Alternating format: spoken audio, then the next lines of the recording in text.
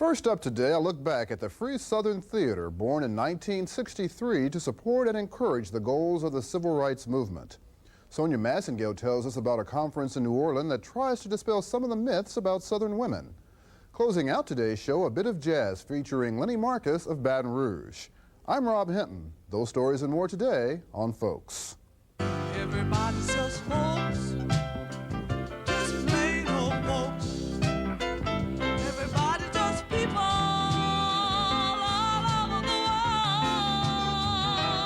Folks to live, folks got to give, folks got to care, ooh, folks got to share.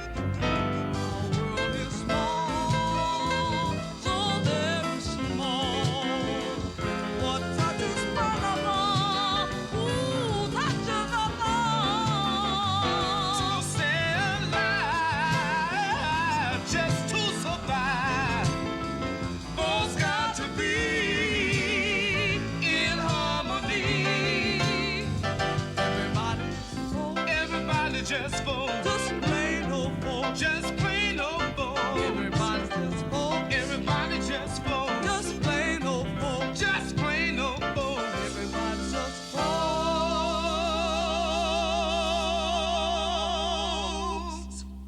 Hello everyone and welcome to another edition of Folks. Up front today we'll be looking back at the Free Southern Theater.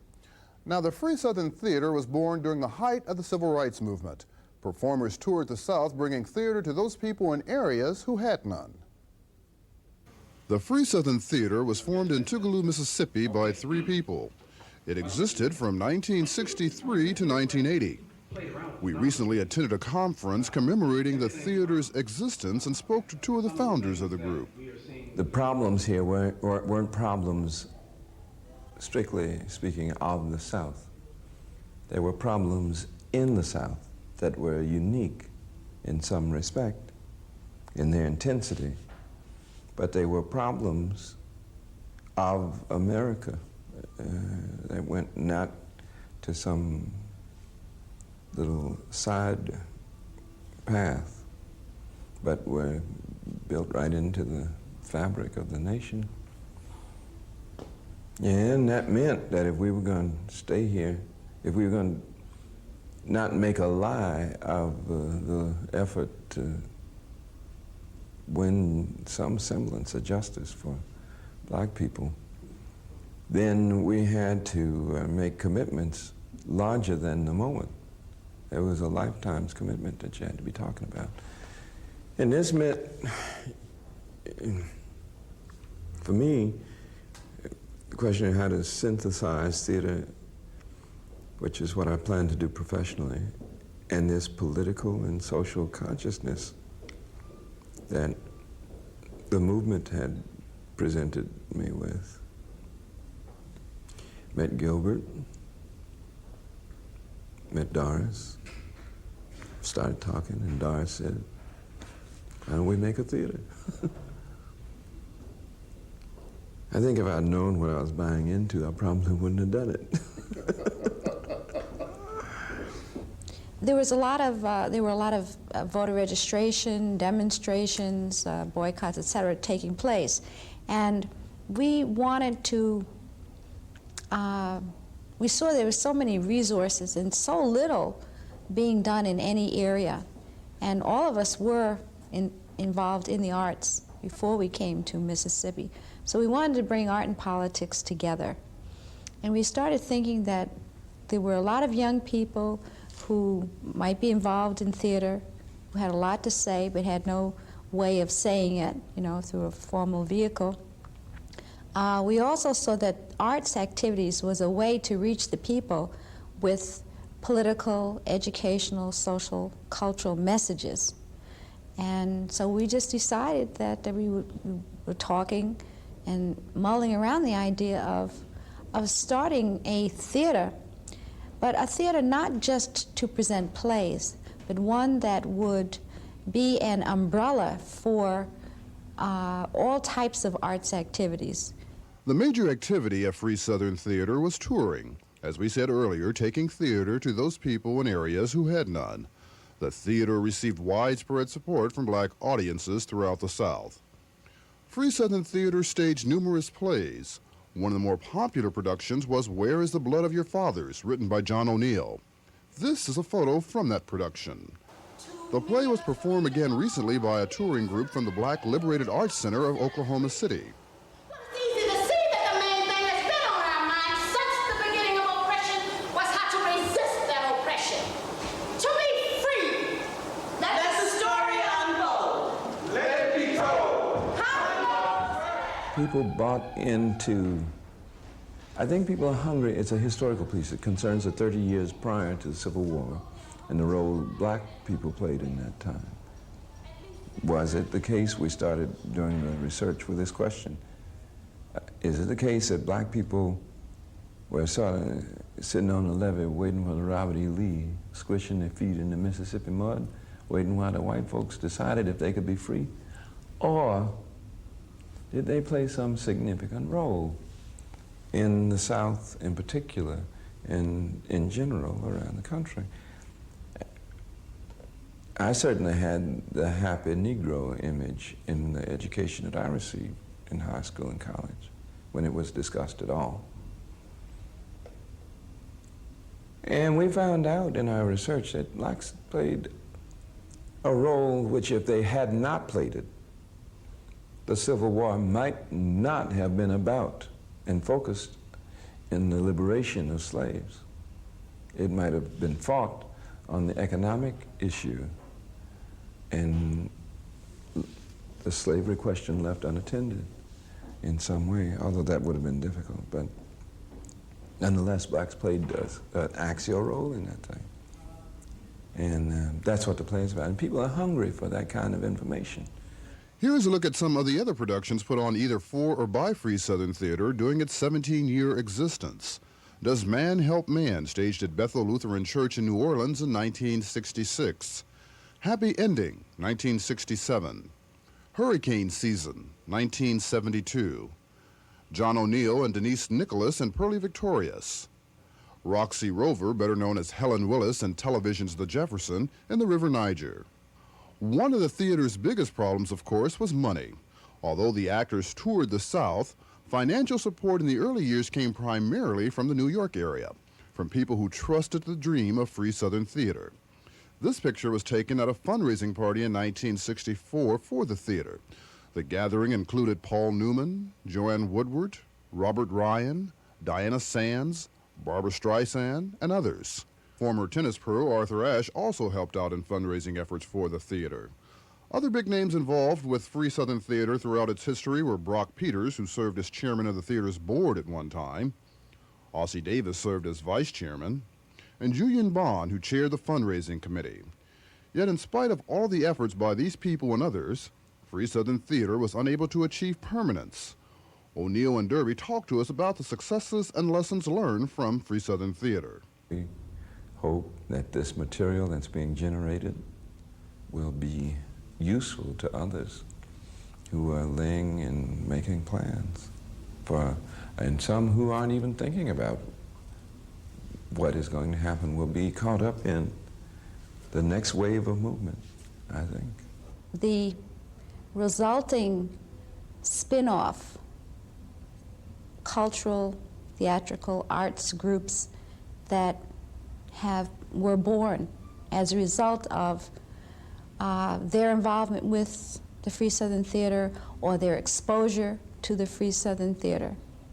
I mean, there are so many different groups. And there were so many facets that we had in mind or that were there during the time of the Free Southern Theater. So we had a lot of children, and that's great, because we learned a lot from them, and they're still developing. So the resulting groups that in some areas are institutions now. And another thing would be the individuals that developed, became creative, were able to develop themselves fully the way that they may have wanted to, but prior to the Free Southern Theater did not have the means. Okay, time now for today's question from the Folks Almanac. The second oldest order of black nuns in the country is based in New Orleans. What is the order called? We'll tell you later in the program. Our next story centers around Southern women. Southern women can be strong, weak, ambitious, or lazy. In short, much like women anywhere else in the world. But the uniqueness of their Southern heritage makes Southern women subject to myths and stereotyping that no longer applies to them in the modern South.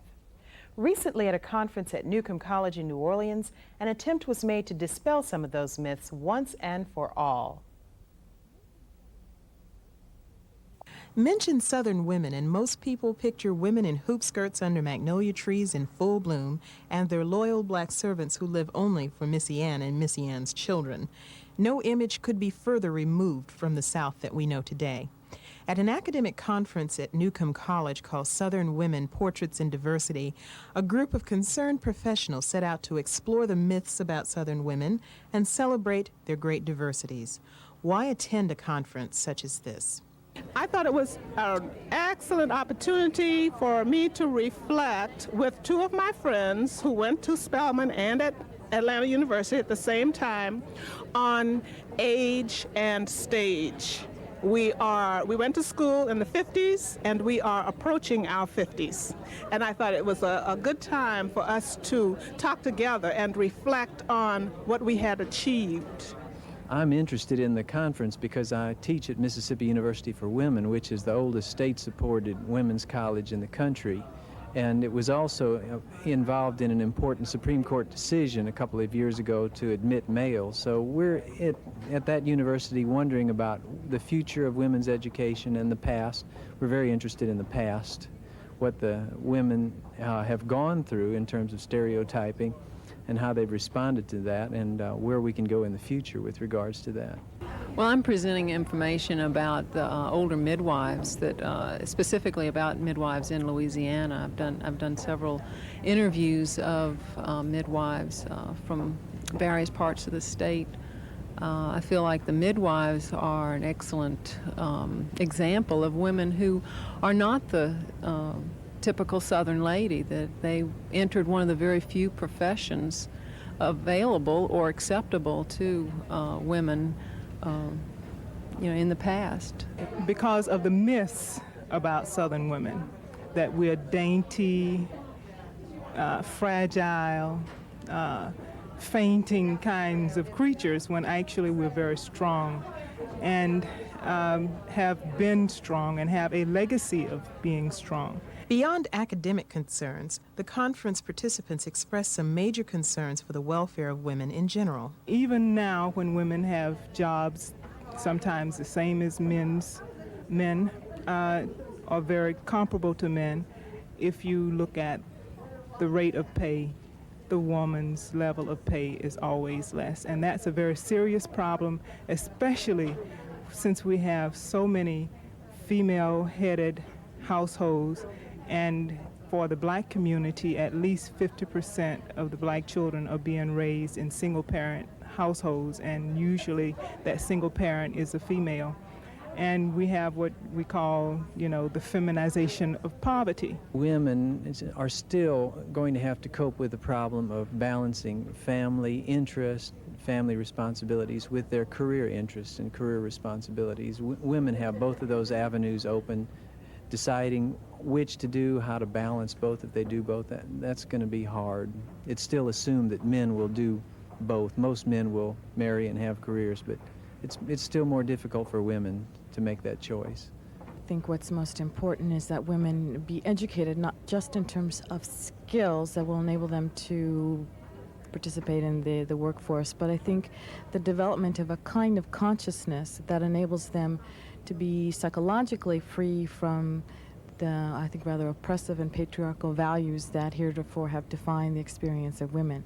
Florence Howe, publisher and director of the Feminist Press, is concerned that those who address themselves to the concerns of women acknowledge and accommodate the diversity of women. Well, my major concern is that those who think about women think also about race and class, so that the perception grows that women are not and certainly men aren't either, a homogeneous group. But my major concern is that people everywhere understand that difference is what makes us who we are, and that we learn to love and cherish and respect our differences. We understand that our country is strong because it's made up of people with differences in race and religious belief, and that the world is a world made up of people with differences, and that we must learn to live together. To talk about women as a group simply, or men as a group simply, quite doesn't help us. The purpose of the conference was to examine the contributions, experiences, and roles of women in the South. What makes Southern women different from women in any other area? I think the region has a very distinctive history.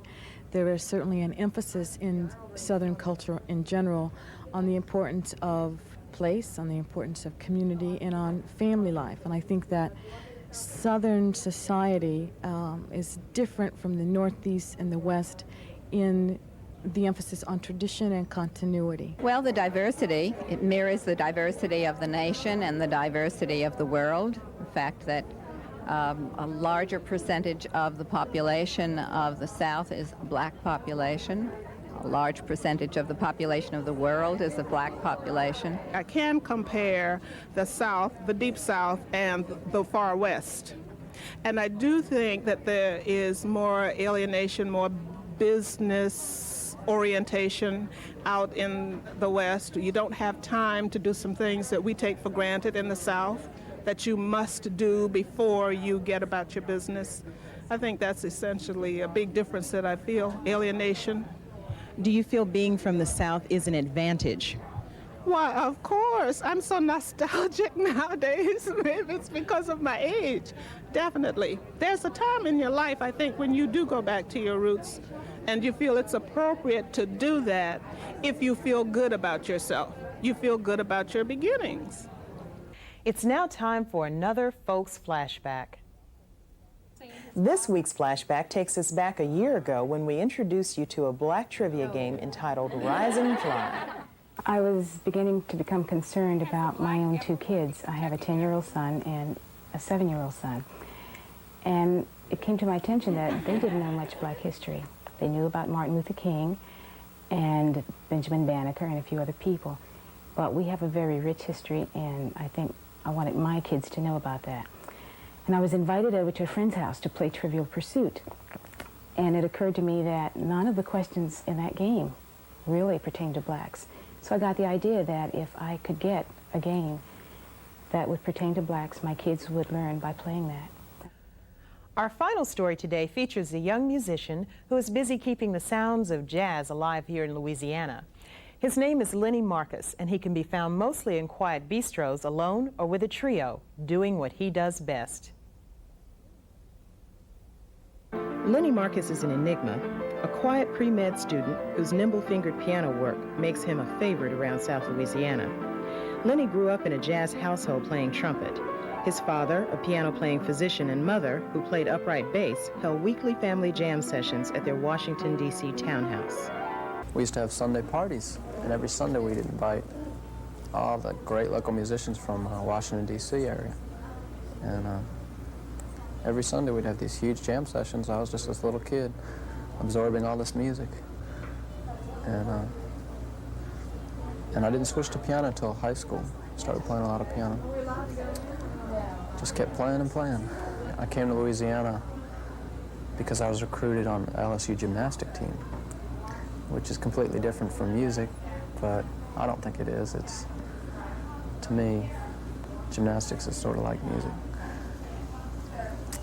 And, but I would never have come to Louisiana if it weren't for that. We were second in the country under Armando Vega in 1978, and that's when I came down. And I got lucky because there was so much music in Baton Rouge, and I didn't realize. I thought I'd have to go to New Orleans. What musicians do you consider the most influential in your life as far as your playing music? The first important influence was a man by the name of John Phillips, who was a local musician in Washington, D.C., and he was a genius, and he was unknown. He'll always be unknown, but he was the house pianist for a very famous jazz club that's still going on, Blues Alley, in downtown D.C. And he backed up all the stars that came in, all the great singers and everybody. And he was a friend of my father's, and he didn't take too many students, but he went ahead and he took me, and I studied under him for a long time. Other influences led Lenny to produce his first album, one that critics seem to love. My music is conducive just to acoustic instruments. You know, at this club I play synthesizers and electric pianos and stuff, but I like to write and compose just acoustically. And I wanted to put out an all-acoustic album, and so I got one of the best drummers that I could find, Herman Jackson, and one of the best upright bass players, Jim Singleton, out of New Orleans. And we just did an acoustic trio, acoustic piano, upright bass, and drums. And we did all original stuff, and it turned out great, getting great reviews. It's called Bat in the Hat for Alvin Baptiste, because he really was the biggest influence in my music down here, and I wanted to put out a Louisiana-based album. Why Bat in the Hat? It relates to one song, the second song on the first side, called Bat in the Hat, and it's just the way the song sounds. That's the way the title came from, and you just have to hear it. The melody says Bat in the Hat. Recently, a newspaper critic reviewing your music labeled you easy listening. What is your reaction to that? Sometimes people listen to music with an untrained ear, and if it's quiet or if it's mellow, like if you listen to a Bill Evans trio song, you might think it was easy listening. But it's one of the hardest listening musics around. You have to really concentrate to hear what he's doing. I mean, it's not Muzak. You know? It's not Muzak. What directions do you see yourself taking now? I'm in school for sciences, and I am applying to different schools. I'm picking a lot of big cities. New Orleans is one, New York, Washington, D.C., Chicago. Because if I do end up going to medical school, I also want to play a lot of music. And maybe I won't be able to my first couple of years, but I'll be able to do it. And I want to pick a school that is conducive to jazz, because not all cities are. Lenny, for those of you visiting Baton Rouge, can be found weekends at Rick's Cafe Americain, which, because of a certain popular jazz man, has earned a strong crowd of regulars. Let's listen to why, and it's definitely not Muzak.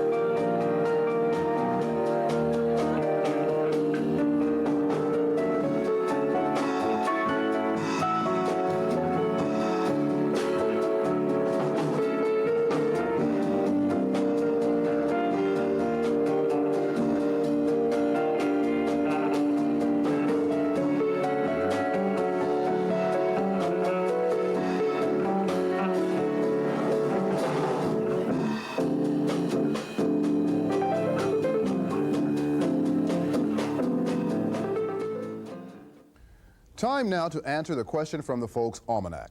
The second oldest order of black nuns in the country is based in New Orleans. What is the order called? Well, the answer is Sisters of the Holy Family. Well, that's our program for this week. Thanks for watching. Next week, a special holiday program featuring students from the Louisiana School for the Deaf. See you then. Bye-bye.